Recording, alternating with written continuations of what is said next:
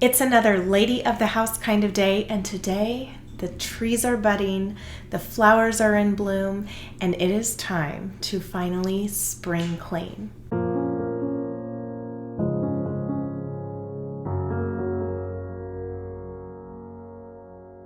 Welcome back, ladies. Today I am so excited to begin another series with you. This is going to be 5 days long. So beginning on Monday, we will end on Friday, and I am going to cover all of the different areas that I have in my housekeeping and the everyday checklist.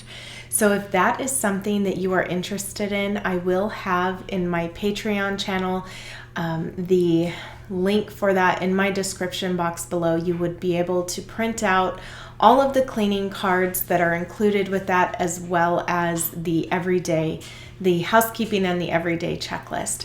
But for spring cleaning, I have a certain way of going about that now. I used to do things much differently in years past. I dedicated maybe a week to 2 weeks to really thoroughly deep clean my home. I would feel so exhausted by the end that oftentimes there would be things that I would not even do at the end. If I had a list of things to do, I would say, you know what, I will do that another time. So with the housekeeping and the everyday, when there is that focus room, I encourage all of you to focus on a cleaning task that isn't really part of the everyday upkeep of a home. Something that is a little bit more of a deep clean, and then that way your home always feels as if you are getting to something that maybe you didn't the week before, maybe you didn't at some time. You're just never letting anything really go. And you don't have to feel overwhelmed with having this really long list of things to do in one setting. You would be able to do that, just spread it out throughout a month, because every single week you are revisiting that space, right? So on Mondays I have the bedroom. So today we are going to be focusing on my windows. I often talk about, looking at your windows, looking at your doors, things like that. But for my spring clean today, I am going to tackle my windows, because this is an area that I don't really pay as much attention to on a week-to-week basis. So for spring cleaning time, this is the one task that I would say is the really big task to me that I don't always look forward to doing, but I always feel amazing once it's done. And then it's something that I might revisit maybe in the fall time. So I am going to be cleaning my blinds. I'm going to be cleaning the casing of the window, as well as just, the window sills, something like that. And then also the windows themselves. I'm just going to wipe them down on the inside and then wipe them down on the outside. So this, I would say, would be different for everybody.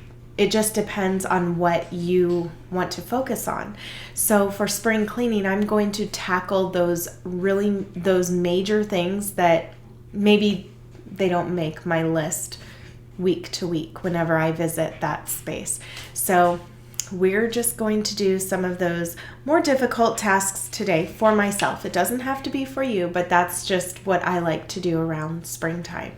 So like I said, though, if you are focusing on a given space, the way that I have it written out for housekeeping and the everyday, Monday is the bedroom, Tuesday is the bathroom, but we will get to that on Tuesday.